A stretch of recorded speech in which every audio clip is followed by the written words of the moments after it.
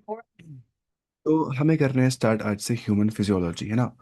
जो human physiology है इसमें चैप्टर्स आ जाते हैं इस टाइम पे प्रेजेंट एनसीईआरटी में, ये सब है। चैप्टर 14 कौन सा है? Breathing and exchange of gases. 15 कौन सा है? Body fluids and circulation. 16 में है excretory products and there elimination. 17 है लोकोमोशन एंड मूवमेंट। 18 है न्यूरल कंट्रोल एंड कोऑर्डिनेशन। और 19 है केमिकल कोऑर्डिनेशन एंड इंटीग्रेशन। तो ये है 1 2 3 4 5 6 चैप्टर्स, बहुत आसान है। फिलहाल हम स्टार्ट करते हैं चैप्टर 14 से। इसका नाम क्या है? Breathing and exchange of gases. अब मैं नोट्स अच्छे बनाऊंगा इंशाल्लाह, ठीक है, मतलब बहुत डिटेल्ड नोट्स। देखिए एनसीईआरटी जब इसके बारे में लिखती है ना पहले स्टार्टिंग में, इंडेक्स में, तो वो बोलती है पहले एक चीज को बोलते हैं रिडक्शनिस्ट अप्रोच। वो समझना है हमें। रिडक्शनिस्ट बन गया है रिड्यूस, है ना, रिड्यूस करना कोई चीज, कम करना, कमी करना किस चीज में ना। रिडक्शनिस्ट अप्रोच किस चीज को बोलते हैं? लाइफ स्टडी करना by breaking it into small parts. हमें लाइफ स्टडी करनी है, उसके लिए हम सेल पढ़ेंगे, हम टिश्यू पढ़ेंगे, हम एंजाइम पढ़ेंगे, हम हार्मोन पढ़ेंगे, उसकी उसी को बोलते हैं रिडक्शनिस्ट अप्रोच। यानी कि बिल्कुल माइक्रो लेवल पे चीज़ों की अंडरस्टैंडिंग गेन करना, ठीक है। मैं फिर से बोलता हूँ, माइक्रो लेवल पे जब हम चीज़ों की अंडरस्टैंडिंग गेन करेंगे तो हम नाम देते हैं एज रिडक्शनिस्ट अप्रोच। इसमें क्यों ये हैंग हो रहा है आज? असल में मैं आज नोट्स बनाए मैंने इससे आज। उसके बाद अब देखिए क्या मसला है। रिडक्शनिस्ट अप्रोच जो है, जहाँ पे हम पढ़ते हैं क्या, ब्रेक करते हैं स्मॉल पार्ट्स के अंदर हम लाइफ को। लाइफ मतलब यूनिट ऑफ लाइफ कौन है? सेल। उस लिहाज से समझ रहे हैं ये चीज़। तो दो चीज़ें हम यहाँ पे पढ़ते हैं, ठीक है, बुनियादी तौर पे। एक तो है टिश्यू मॉडल, दूसरा क्या है यहाँ पे? सेल फ्री सिस्टम, ठीक ठीक है। दो, first technique is called as tissue model technique. दूसरी क्या होती है? Cell free system.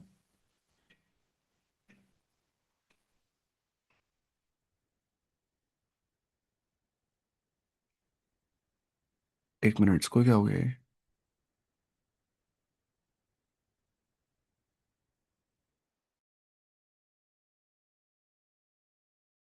आपको आवाज़ आ रही है मेरी? मैंने क्या कहा? मैंने कहा पहले एनसीईआरटी करती है शुरुआत रिडक्शनिस्ट अप्रोच के बारे में। रिडक्शनिस्ट मतलब जहाँ पे हम रिड्यूस करते हैं स्टडी को, हम माइक्रो लेवल पे जाते हैं, ठीक है। यानी कि जैसे फॉर एग्जांपल लाइफ स्टडी करना by breaking it into the parts, ठीक है। वालेकुम सलाम। अल्हम्दुलिल्लाह मैं ठीक हूँ। तो यहाँ पे आती है टिश्यू मॉडल्स और cell free system. Cell free system क्या होता है? आउटसाइड लिविंग सेल्स, वो हम देखते हैं वो क्या होता है।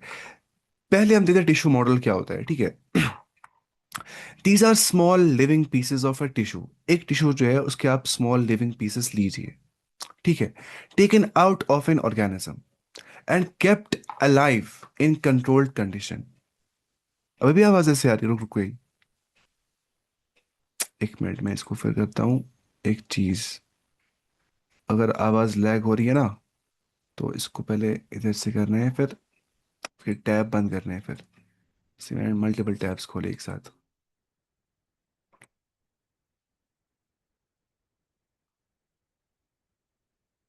अब आ रही है ठीक आवाज पहले से? हाँ अब हो गया हुआ ठीक। तो इसको पहले वापस हम जाते हैं यहाँ पे, ठीक है। टिश्यू मॉडल के बारे में हम देखते हैं यहाँ पे। टिश्यू मॉडल क्या होता है? टिश्यू मॉडल का मतलब होता है these are small living pieces of a tissue. एक टिश्यू के लिविंग पीसेस स्मॉल स्मॉल लेंगे हम, taken out of an organism, से बाहर निकालेंगे। कंट्रोल्ड लैब कंडीशंस में इनको हम स्टडी करेंगे। कंट्रोल्ड लैब कंडीशन मतलब जहाँ पे जो ऑप्टिमम रिक्वायरमेंट होती है वो उनको दी जाती है, चाहे टेम्परेचर जो होगा, न्यूट्रिएंट्स जैसे देने होंगे, उसको बोलते हैं कल्चर मीडियम। तो पर्पस क्या होता है? To study how a tissue behaves outside a body. एक बॉडी के बाहर टिश्यू कैसे जो है बिहेव करता है। Still works like it does inside the body. जैसे ये टिश्यू का पार्ट जो होता है, स्मॉल लिविंग पीस होता है टिश्यू का, जैसे ये काम करता है ना inside the body, to some extent still ये वैसे ही वर्क करता है आउटसाइड द बॉडी भी। और ये जानने के लिए टिश्यू मॉडल का इस्तेमाल, टेक्निक का इस्तेमाल कर दिया जाता है। एग्जाम्पल मानिए आप, अ पीस ऑफ मसल और nerve is kept in a nutrient solution. Muscle cell जो होती है ना, मसल सेल या मसल का टिश्यू जो होता है, उधर से मानिए आप, मैंने एक पीस ऑफ मसल ले लिया, छोटा सा पीस टिश्यू में से ले लिया, या नर्व का छोटा सा पार्ट ले लिया मैंने, उसको मैंने रख दिया कहाँ पे, न्यूट्रिएंट सोल्यूशन के अंदर। तो साइंटिस्ट देखते हैं कि न्यूट्रिएंट सोल्यूशन में जो ये मसल या नर्व का पार्ट है, तो ये कैसे रिएक्ट करता है टू स्टिमुलस, केमिकल्स को कैसे रिएक्ट करता है ये। फिर वो वैसे ही बोलते हैं, अच्छा ये ऐसे करता है वो काम बॉडी के अंदर, क्योंकि उसको बॉडी के बाहर वैसे ही कंडीशंस दी जाती है। इसको बोलते हैं टिश्यू मॉडल, ये पढ़ते हैं बायोटेक्नोलॉजी में आमतौर पे। It is still living tissue just outside the body, है ना, इसको हम परखते हैं, पढ़ते हैं अच्छे से, एग्जामिन करते हैं इसको हम। ऑब्जर्वेशन ये होती है कि इसको स्टिमुलस दिए जाते हैं और चेक की जाती है कि कैसे रिएक्ट करता है इनकी इनकी ओर, या केमिकल्स की ओर, कैसे ये टिश्यू का पार्ट रिएक्ट करता है। So it is closer to real biology that isolated molecules. आपको दिमाग में नहीं रखना है कि we are just isolated the molecules, no, real biology भी ऐसे ही वर्क करती है जैसे टिश्यू मॉडल में एक्सपेरिमेंटली देखा जाता है। तो ये हो गया first technique of reductionist approach, जहाँ पे हम रिड्यूस्ड फॉर्म्स को पढ़ते हैं, वो हो गया टिश्यू मॉडल। एनसीईआरटी ने बहुत कम दिया है वहाँ पे लिखा हुआ, लेकिन क्वेश्चंस ऐसे आ सकते हैं ना, ये वैसे पार्ट ऑफ चैप्टर नहीं है ये, वो इंट्रोडक्टरी वर्ड्स जो लिखता है वो थोड़े मुश्किल होते हैं पढ़ने आपकी लेवल के हिसाब से 11th क्लास में। दूसरा है सेल फ्री सिस्टम। ठीक है, सेल फ्री सिस्टम क्या होता है? These are the systems where cells are broken open and only their internal components are used. देखिए फर्क कितना अलग है दोनों चीजें। सेल फ्री सिस्टम अलग है किससे? टिश्यू मॉडल्स, मैंने यहाँ पे दिया वो डिफरेंस, ये देखिए आप। टिश्यू मॉडल जो होता है, यहाँ पे होल टिश्यू को अलाइव रखा जाता है, लेकिन सेल फ्री सिस्टम जो होता है वहां पे सेल को ब्रेक डाउन कर दिया जाता है। ये पहला पॉइंट है। Tissue model more natural system है, जहाँ पे नेचुरल एनवायरनमेंट की तरह दिया जाता है इसको, ऑप्टिमम सब कुछ कंडीशंस प्रोवाइड की जाती है। लेकिन सेल्फ सिस्टम ज्यादातर पर आर्टिफिशियल सिस्टम लग रहा होता है ना। एक और बात, यहाँ पे हम टिश्यू मॉडल में स्टडी करते हैं ऑर्गन्स या टिश्यू बिहेवियर की, लेकिन सेल फ्री सिस्टम में हम मॉलिक्यूलर रिएक्शन के बारे में पढ़ते हैं। क्या पढ़ते हैं? कि मॉलिक्यूलर रिएक्शन कैसे हो जाती है। टिश्यू मॉडल में हम देखते हैं ऑर्गन टिश्यू कैसे बिहेवियर दिखाते हैं अपने, है ना। तो सेल्फ रीस्टलिंग का मतलब होता है जहां पे सेल्स को तोड़ा जाता है, ब्रोकन ओपन, फिर खोला जाता है, and only their internal component, जो सेल के अंदरूनी कंपोनेंट्स होते हैं ना, जैसे एंजाइम्स है, माइटोकॉन्ड्रिया, राइबोसोम्स या अदर सेल पार्ट्स, उनको पढ़ा जाता है। ठीक है। No enact intact living cell exist, यहाँ पे कोई इंटैक्ट लिविंग सेल एग्जिस्ट नहीं करती है। इंटैक्ट मतलब जो अच्छे से, मतलब पूरा होगा, कंप्लीट। राइट नाउ मैं इंटैक्ट हिस्सा हूं, मैंने गर्दन उड़ा देंगे, मैं इंटैक्ट नहीं रहूंगा मत, तो मैं क्या हूं? इंटैक्ट। तो वो समझना है ऐसे। पर्पस क्या है इसका? To study biochemical reaction step by step. हम इसलिए करते हैं ये सब सेल फ्री सिस्टम, ताकि हम बायोकेमिकल रिएक्शन को, कि जो बायोलॉजिकल ऑर्गेनिजम्स में बायोकेमिकल रिएक्शंस होती है, उनका स्टेप बाय स्टेप वो कैसे हो जाते हैं।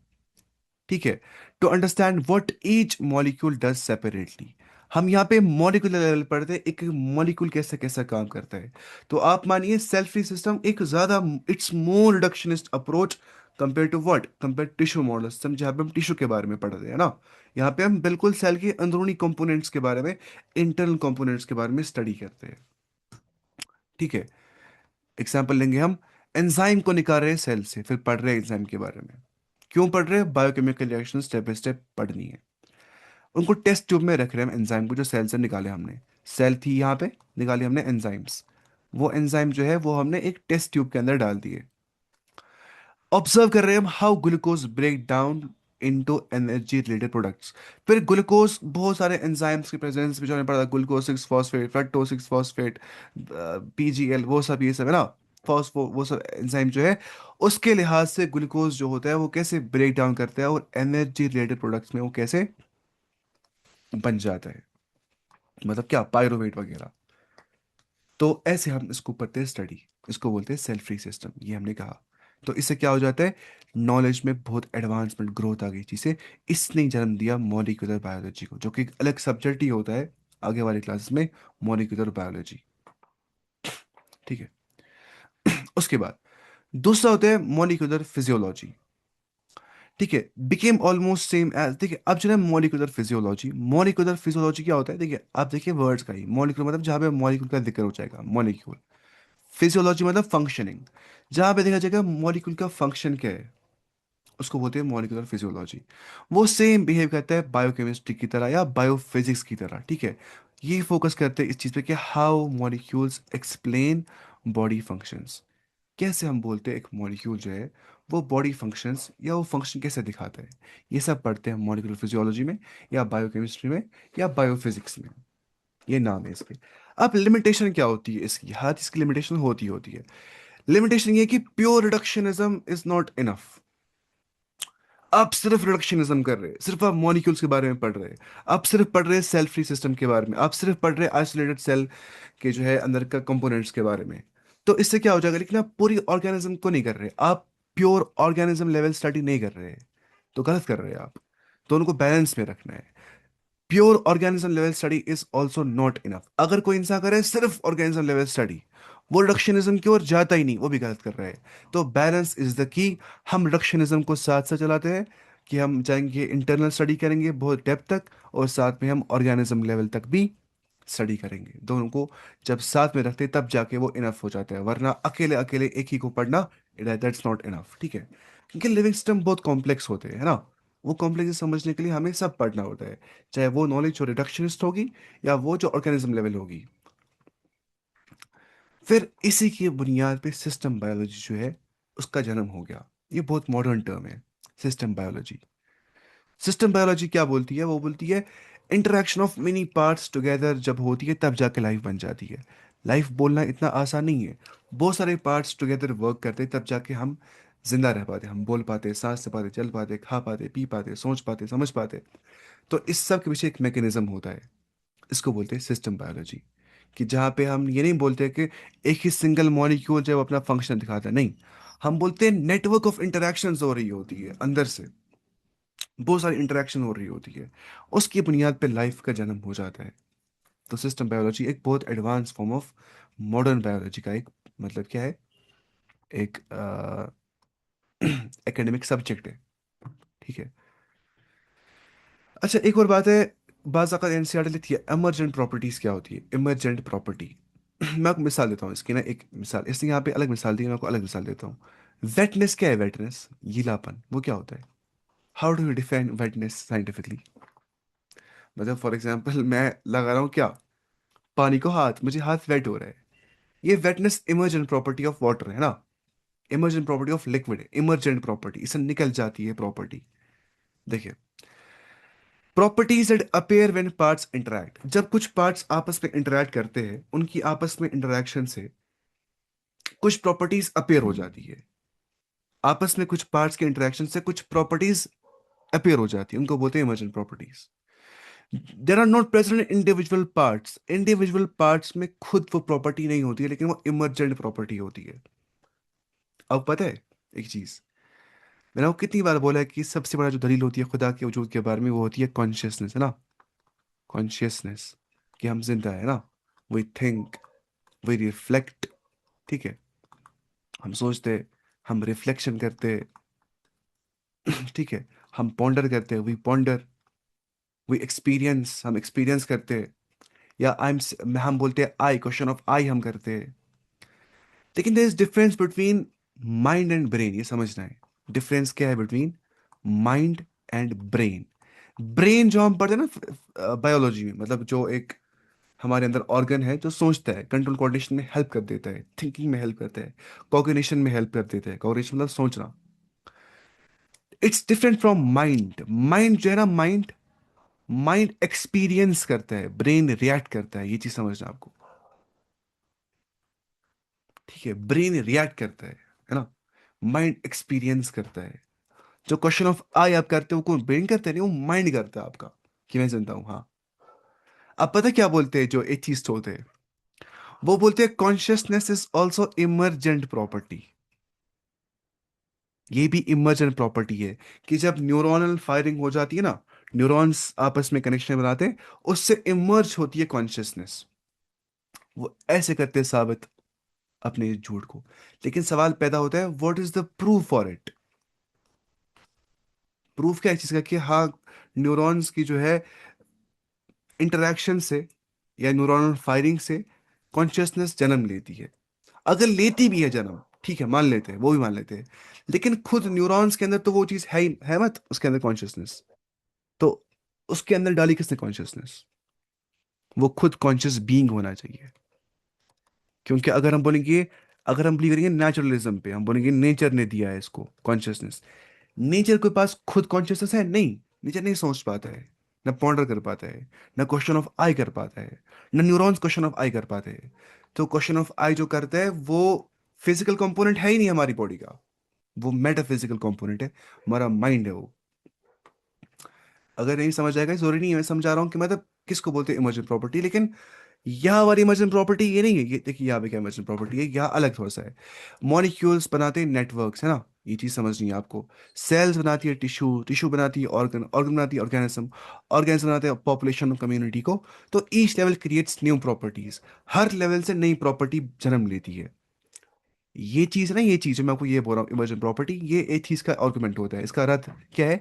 देयर इज नो प्रूफ कि इमर्जेंट प्रॉपर्टी है इसकी, और अगर है भी तो एक्सप्लेनेशन नहीं मिल सकता है। मैकेनिज्म इसका यहाँ पे फेल हो जाएगा।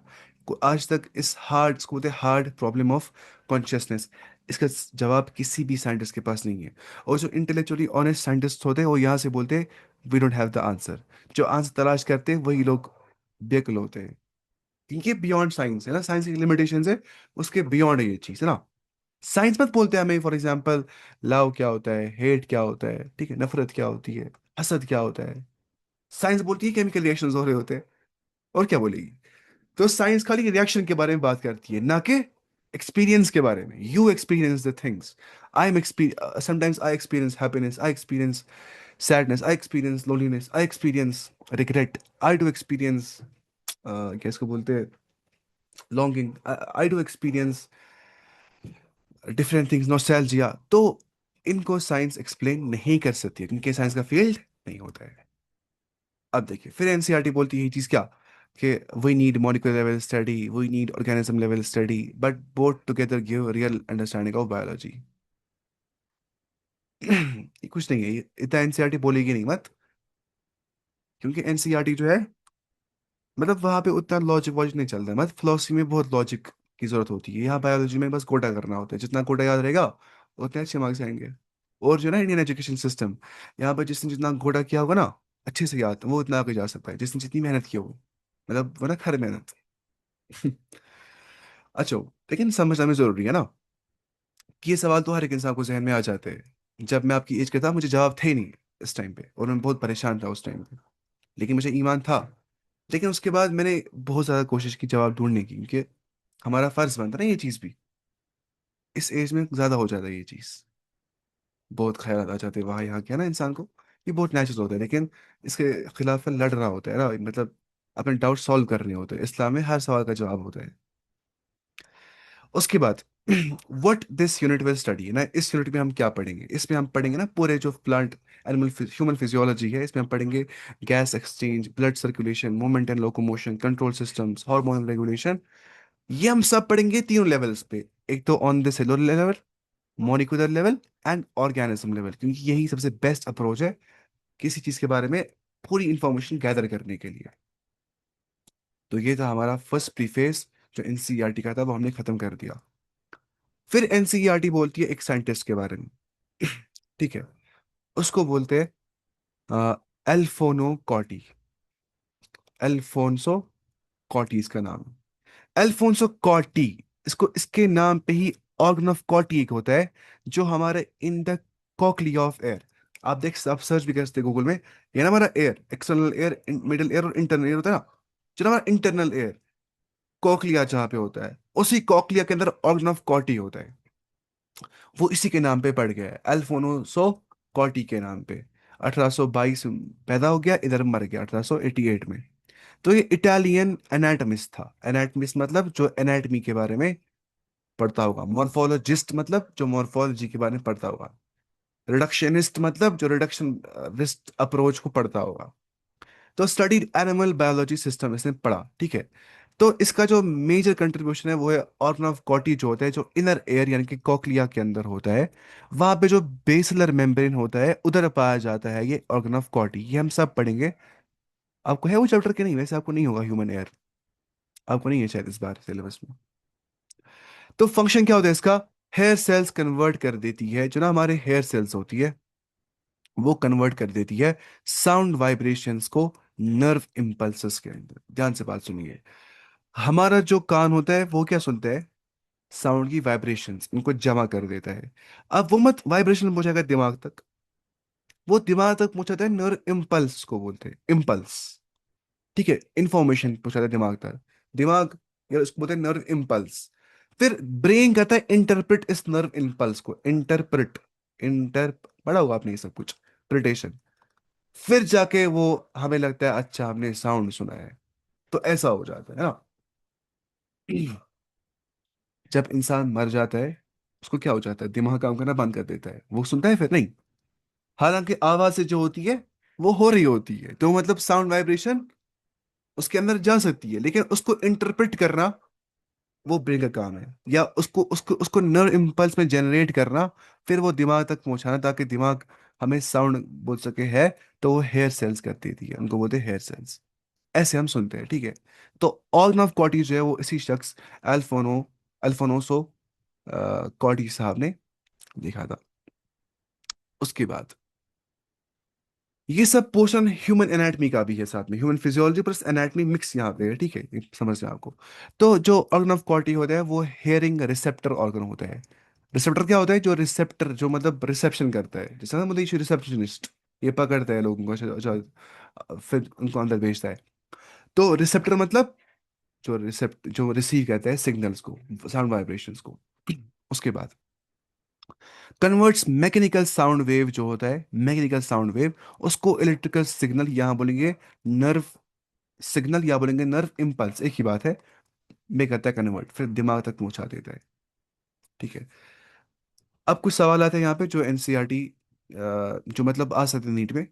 वो हो गई व्हाट इज रिडक्शनिस्ट अप्रोच, वो क्या होता है? लाइफ को स्टडी करना by breaking life into small physiochemical components, physicochemical components. पहली बात। सिस्टम बायोलॉजी क्या होता है? जहां पे हम बोलते हैं लाइफ का मतलब क्या होता है, स्टडी ऑफ लाइफ मतलब हो गया आप इंटरेक्शन पढ़ते हो तमाम कंपोनेंट्स का, जो भी फंक्शनल सिस्टम बनाते हैं, जितने भी कंपोनेंट्स आ जाते हैं। फिर हमने कहा था अबाउट इमर्जेंट प्रॉपर्टी क्या होती है। हमने कहा था जब इंटरेक्शन ऑफ पार्ट्स हो जाती है, उधर से कुछ प्रॉपर्टीज अराइज हो जाती है, जो असल में उन पार्ट्स में खुद नहीं होती है। फॉर एग्जाम्पल, मान लेते हैं सेल है, इसका कुछ और फंक्शन है। सेल जब मिल जाती है बनाती है टिश्यू, उसका अलग फंक्शन होता है। फिर टिश्यू मिल जाते बनाते हैं ऑर्गन, उसका अलग फंक्शन होता है। फिर उससे बनता है ऑर्गन सिस्टम, उसका अलग फंक्शन होता है। ठीक है। तो इंडिविजुअल कंपोनेंट अगर देखें ना, सिर्फ सेल इसका अलग फंक्शन है कंपेयर टिश्यू, टिश्यू का इससे बिल्कुल अलग फंक्शन है। फिर अगर करेंगे compare between tissue and organ, दोनों का अलग अलग फंक्शन होता है। कहने की बात है, इनके इंटरेक्शन से क्या हो गया? जब सेल से इंटरेक्ट कर दिया, फिर बना दिया टिश्यू, उससे वो प्रॉपर्टी अराइज हो गई जो इन सेल्फ सेल में नहीं थी। फिर टिश्यू जब मिल गया, उसने बनाया ऑर्गन, ऑर्गन में वो प्रॉपर्टी जो जो इन सेल्फ टिश्यू में नहीं थी। फिर ऑर्गन से बन गया ऑर्गन सिस्टम, ऑर्गन सिस्टम में वो प्रॉपर्टीज थी जो इन सेल्फ ऑर्गन में नहीं थी। तो मतलब हो गया जब इंटरेक्शन ऑफ पार्ट्स होता है, उस उसके अगले वाले जो जो उसके बाद आता है ना स्टेप, उसमें वो प्रॉपर्टीज आती है जो इंडिविजुअल कंपोनेंट में नहीं होती है। मैं मिसाल देता हूँ, कोई चीज साहब, एक मैं अकेला हूँ, ठीक है, मैं अकेला इंसान हूँ। अगर मैं अकेला कोई काम करूंगा स्टार्ट, मेरे पास कुछ स्किल्स है, कुछ नहीं है मेरे पास, तो मेरी एक प्रॉपर्टी है। अगर मैं और मेरा दोस्त मिल जाएंगे, हो गया हम दो, हमें और अलग प्रॉपर्टीज आएंगे, अब वो इमर्ज हो जाएंगी, मेरे अंदर नहीं थी, उसके अंदर थी, लेकिन जब हम मिल गए तो एक इमर्जन प्रॉपर्टी आ गई, कुछ और। फिर अगर और मिल जाएंगे, हमारी टीम बन जाएगी, दो टीम मिल जाएंगी, और इमर्जेंट प्रॉपर्टीज आ जाएंगी। इसी को बोलते हैं इमर्जेंट प्रॉपर्टी। दूसरा यहाँ पे क्या है, वो है ऑर्गन ऑफ कॉटी क्या होते हैं। ठीक है, वो हमने कहा वो हेयरिंग के लिए इस्तेमाल कर देता है, जो करता है कन्वर्ट साउंड वाइब्रेशंस को नर्व इम्पल्सेस के अंदर। तो ये दिया था एनसीईआरटी ने स्टार्ट। अब मैं दिखाता हूँ एनसीईआरटी ने कहाँ पे लिखा था ये सब कुछ। एनसीईआरटी के बाहर में पढ़ा था कुछ भी नहीं हो, एक लाइन भी नहीं, क्योंकि पता है इसके बाहर कुछ भी नहीं आएगा, जीरो भी नहीं आएगा। लेकिन ये समझनी बहुत अच्छे से है, तब जाके। देखिए ना, chapter number 14, breathing and exchange of gases, लेकिन स्टार्टिंग हम यहाँ से करेंगे, क्योंकि ये भी इग्नोर नहीं करना चाहिए। ह्यूमन फिजियोलॉजी, ठीक है। अभी हमने बात की थी अबाउट रिडक्शनिस्ट अप्रोच, आया पहले ही, हाँ। द रिडक्शनिस्ट अप्रोच का मतलब क्या होता है? द रिडक्शनिस्ट अप्रोच एक मिनट में इसको पहले करता हूँ, हाईलाइटर यूज करता हूँ मैं। The reductionist approach to study life forms physicochemical resulted in increasing use of physicochemical concepts and techniques। जब हमने रिडक्शनिस्ट अप्रोच को इस्तेमाल कर दिया, हमने कहा अब हम बड़ी छोटी लेवल पे पढ़ेंगे चीजों को, उनके पार्ट्स को पढ़ेंगे, अज्जा पढ़ेंगे। तो उसकी वजह से क्या हो गया, हमने ज्यादा से ज्यादा फिजिको केमिकल कंसेप्ट को यूज कर दिया, या टेक्निक्स को, जो कि हमने देखा वो कुछ टेक्निक्स थी, सेल फ्री सिस्टम और जो दूसरा था टिश्यू मॉडल सिस्टम, वही उसने यहाँ पे लिखा है। अब यहाँ पे ये बोल रहा है, एक मिनट इसमें क्यों मुझे, इसको मैं एक मिनट साइड में रखता हूँ। Hide floating meeting share component, hide disable annotations for, मुझे उल्टा करना है ताकि हाँ ऐसे।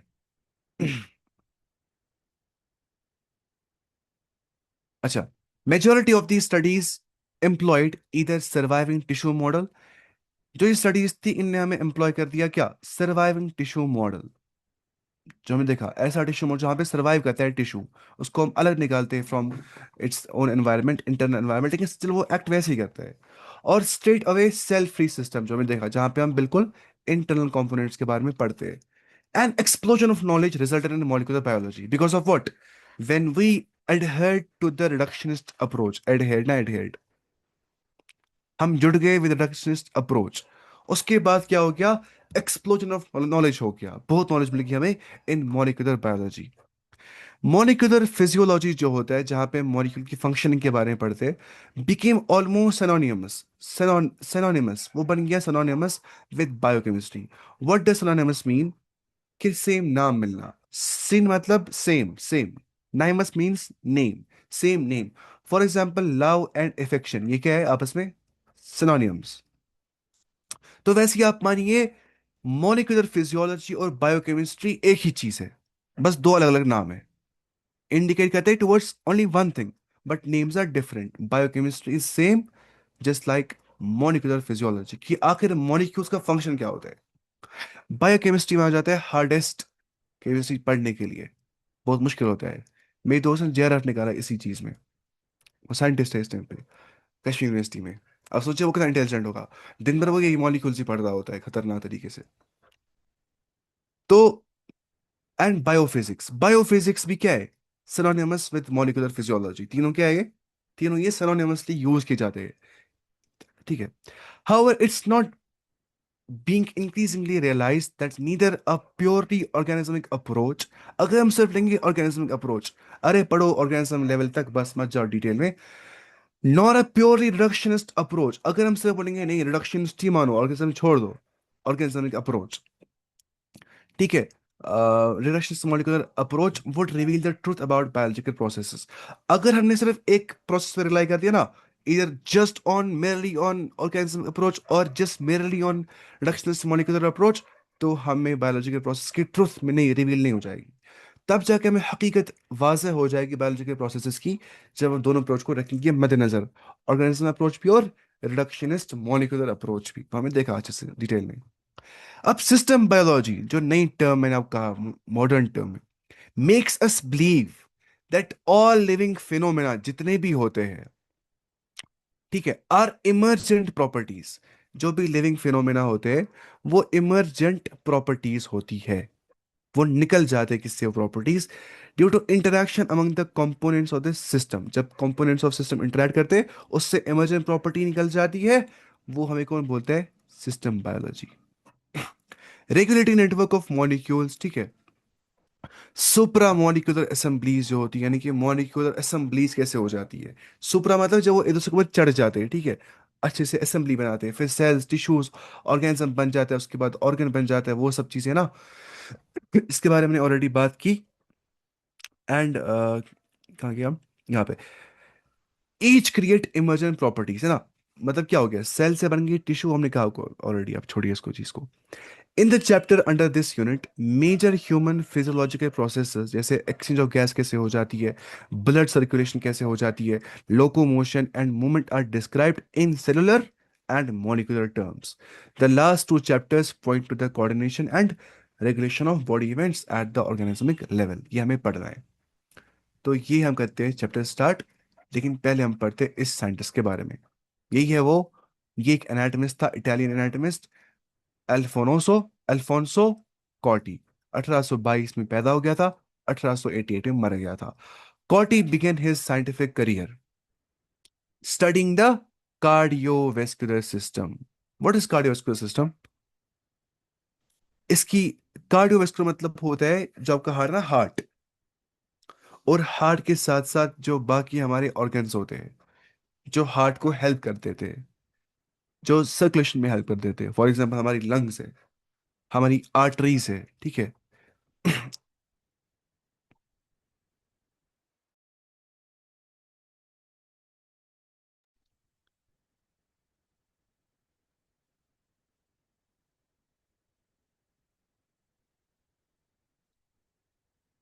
हाँ हो गया, ठीक।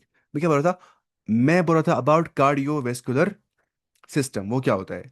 Cardio means heart, vascular mean जहाँ पे वेसल्स की बात हो रही होगी, यानी कि हार्ट और जो हार्ट के ब्लड वेसल्स होते हैं, या इन शॉर्ट जहाँ जहाँ से खून चलता है ना, जिस सिस्टम से ज्यादा, उसको बोलते हैं कार्डियो वेस्कुलर सिस्टम। दूसरी टर्म यूज करते हैं कार्डियो वेस्कुलर हेल्थ। सबसे हेल्दी इंसान कौन होता है? जिसकी कार्डियो वेस्कुलर हेल्थ बराबर होती है। साइकिल चलाने से, स्विमिंग करने से, रनिंग करने से, जिम करने से, पुशअप पुलअप करने से, एक्सरसाइज करने से कार्डियोवैस्कुलर हेल्थ बरकरार रहती है। ये बहुत जरूरी होता है। तो ये इसके साथ कॉम्प्रोमाइज नहीं करना चाहिए। हेल्थ सबसे पहले आ जाती है। स्लीप के साथ कॉम्प्रोमाइज नहीं करना चाहिए। जितना सोना होता है ना 8 घंटे, उतना ही सोना चाहिए, उससे कम नहीं सोना चाहिए। क्योंकि लगता है ना इंसान को, अरे आज कम सो गया, ऐसी अपने आप को आदी बना लेंगे, नहीं। इसको बोलते हैं एक चीज, फिजियोलॉजी में स्लीप डेप्थ बोलते हैं। इसको क्या बोलते हैं? स्लीप डेप्थ, मतलब डेट, कर्जा।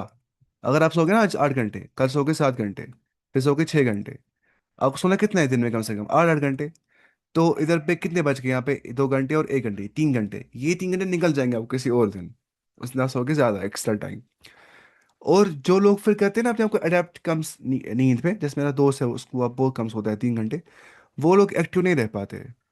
न उनके पास एनर्जी एनर्जी लेवल वैसे रह पाती है, न उनको। और अल्लाह की कसम सबसे जरूरी बात, एक लड़का था, पढ़ता था नीट के बारे में, वो दिन रात पढ़ता था, उसको नीट क्वालिफाई नहीं हो गया, ओनली बिकॉज उसने नींद छोड़ दी थी। ये पागलपन है नींद छोड़ना। याद पता कैसे रहता है इंसान को नींद से? Without sleep it's impossible to learn single word. दूसरी बात, विदाउट स्लीप इट्स इम्पॉसिबल कि एक इंसान जो है उसकी मसल्स ग्रो करेंगी। कोई जिम बहुत करता है ना, फिर वो रेस्ट, उसको रेस्टिंग फेज नहीं, उसको बोलते हैं रिजुविनेटिंग फेज। क्या बोलते हैं? Rejuvenating phase. ये बहुत इंपॉर्टेंट होता है। कुछ मोटिवेशन स्पीकर इतना पागल करते हैं लोगों को, उठो 40 घंटे, 18 घंटे, 12 घंटे पढ़ो, ये सब पागलपन होता है। वो बस बोल रहे होते हैं लोगों को जज्बात दिलाने के लिए। हकीकत में कोई भी 8 घंटे 9 घंटे से ज्यादा नहीं पढ़ सकता है। मैक्सिमम लिमिट होता है। कहने का मतलब है कि खुद को रेस्ट देना चाहिए हमेशा। अपनी हेल्थ रेंज से बरकरार चाहिए। इंसान पढ़ रहा है, उसको बोलते हैं ना पोमोडोरो टेक्निक। क्या बोलते हैं? Pomodoro technique.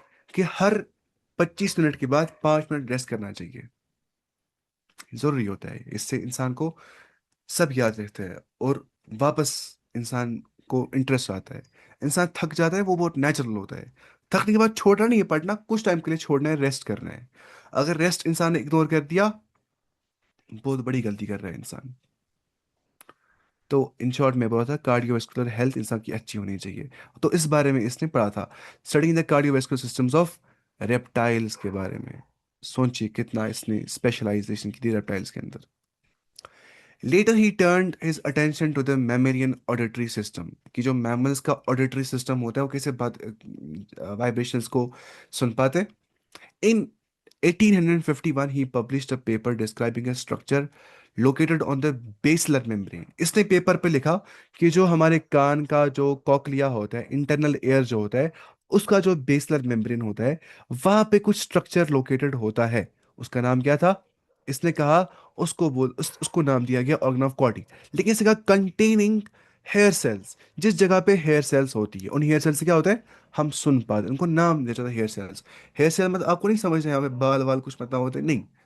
इनको नाम दिया जाता है हेयर सेल्स, जो कन्वर्ट करते हैं साउंड वाइब्रेशंस को नर्व इम्पल्सेस के अंदर।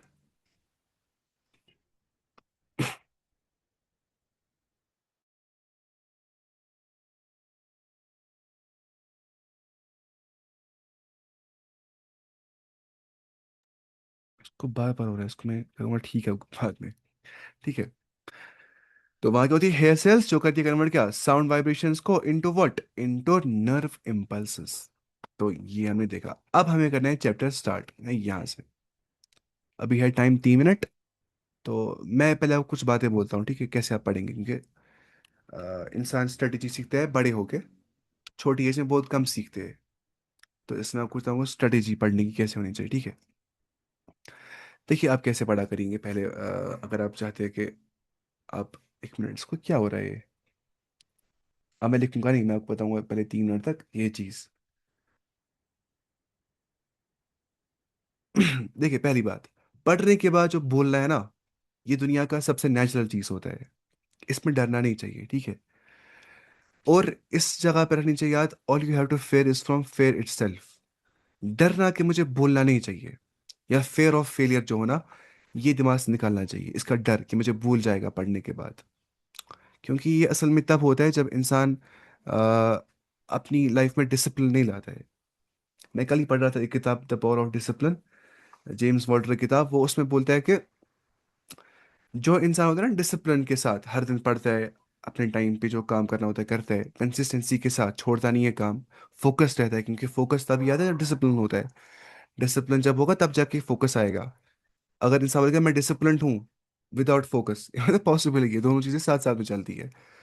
तो वो बोल रहा था ये बात कि क्या बोल रहा था मैं आपको, किस बारे में ये, अ, वो बोल रहा था कि जो लोगों को ना डर फेलियर का, ये वजह होती है लोग रिस्क नहीं लेते, क्योंकि वो सोचते हैं अगर हम फेल हो जाएंगे लोग बोलेंगे इसने इतने एफर्ट्स दिए फिर भी फेल हो गया। लेकिन जो शख्स अपने आप के साथ सेल्फ एश्योर्ड होता है, अपने आप खुद एश्योरेंस दे रहा होता है, वो तब उसके अंदर आती है जब वो डिसिप्लिन लाइफ गुजार रहा होता है। क्योंकि उसको पता होती है अपनी लेवल में यहाँ पे हूँ मैं, लेकिन प्रोग्रेस में होता है। तो जब तक इंसान होता है प्रोग्रेस में, ये अच्छा होता है, क्योंकि प्रोग्रेस में होने वाले को पता होती है मैं किसी मंजिल मकसूद तक पहुंच सकता हूँ। लेकिन जो प्रोग्रेस में नहीं होता है और रिग्रेट कर रहा होता है, सेल्फ ब्लेम कर रहा होता है, वो तो उसमें तावन में ही होता है। लेकिन जो इंसान होता है प्रोग्रेस में, अगर वो हारता भी है, फेल भी होता है, लेकिन उसको पता होती है मैं प्रोग्रेस में ही हूँ, वो उससे खुश रहता है। तो इन शॉर्ट प्रोग्रेस में रहना चाहिए, और जितना हो सके डिस्ट्रैक्शन कम करनी है। सबसे इंपॉर्टेंट बात, स्क्रीन टाइम बिल्कुल जीरो कर देना है। अगर एक नीट एस्पिरेंट के पास इंस्टाग्राम भी होगा ना, मुझे लगता है बड़ा मुश्किल उसकी नीट क्वालिफाई करना उसके लिए, अगर वो यूज़ करता होगा। कभी कभी शाम शाम को रील देना वो चलता है, 1 घंटे मुश्किल से है, लेकिन स्टिल बहुत ज़्यादा एहतियात कर, नोटिफिकेशंस बंद करनी चाहिए। कोई फ़ोन करता है वो टाइम वेस्ट करता है, कोई वहाँ बुलाता है यहाँ बुलाता है, ये सब जो करेगा उसको एग्ज़ाम क्वालिफाई नहीं होते हैं। एवरेज स्टूडेंट यही गलती करते हैं कि वो लोग डिस्ट्रैक्शंस में बढ़ जाते हैं। अगर आपके लिए ज़रूरी है आपका करियर या फ्यूचर, तो आपको डिस्ट्रैक्शन कट ऑफ करनी है, चाहे किसी को मुश्किल हो जाएगा नहीं हो जाएगा, आपको उसका परवाह नहीं करना है। आपको अगर अपने टाइम को है ना पैसों की तरह ट्रीट करना चाहिए, पैसों की तरह हमेशा। क्योंकि टाइम से सब कुछ मिल सकता है, पैसे मिल सकते हैं, सब कुछ मिल सकता है। तो अपना टाइम वेस्ट जो कर रहा होता है वो अपनी लाइफ वेस्ट कर रहा होता है, ये चीज़ हमेशा याद रखनी चाहिए। टाइम में ही सब कुछ इंसान कर सकता है। तो टाइम को इतनी इंपॉर्टेंस देनी है कि किसी भी इंसान के लिए अपना टाइम जो है ये खाली नहीं रखना है, वेस्ट नहीं करना चाहिए। और जब इंसान पढ़ता होगा, पानी साथ में पीना चाहिए, पानी लगातार पीना चाहिए। मेरी ये पर्सनल एक्सपीरियंस है, जितना इंसान पानी पीता है ना उतना ब्रेन फ्रेश रहता है। अगर इंसान ने पानी छोड़ दिया पढ़ने समय, वो सच में खुशक हो जाता है। तो हाइड्रेशन इज़ वेरी इंपॉर्टेंट पढ़ने के समय। Space repetition and active recall, ये बोलते हैं साइंटिस्ट, ये रिसर्च भी हुई है। दो चीज़ें होती है, स्पेस रिपीटिशन है ना, इंसान रिपीटिशन कर देता है, बीच में जगह छोड़ देता है उसके दो रिवीजन के बीच में, और एक्टिव रिकॉल,